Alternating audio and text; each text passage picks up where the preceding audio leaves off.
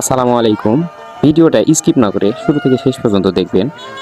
একটি easy bike যেখানে তরমুজ, আপেল ও কমলা নিয়ে যাচ্ছিল এক পরিশ্রমী ভাই সেই ইজি বাইকে। পিছন থেকে একটি ট্রাক এসে ধাক্কা দেয়, এতে তিনি গুরুতর আহত হয়ে বর্তমান হাসপাতালে চিকিৎসাধীন অবস্থায় রয়েছে। আমরা সবাই তার দ্রুত সুস্থতার জন্য দোয়া করি। আল্লাহ যেন তাকে শীঘ্রই সুস্থতা দান করে এবং পরিবারের কাছে পৌঁছে দেন। এই ঘটনাটি আমাদের জন্য একটি বড় ধরনের সতর্কবার্তা। সড়কে চলাচলের সময় আমাদের সবাইকে আরও বেশি সচেতন হতে হবে।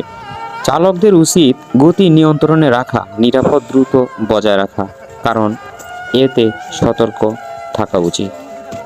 একটি মুহূর্ত অসাবধানতায় একটি পরিবারের জীবন বড় কষ্ট ডেকে আনতে পারে। আসুন আমরা সবাই প্রতিজ্ঞা করি, নিজে সচেতন হব, অন্যকেও সচেতন করব। নিরাপদ সড়ক আমাদের সবার দায়িত্ব।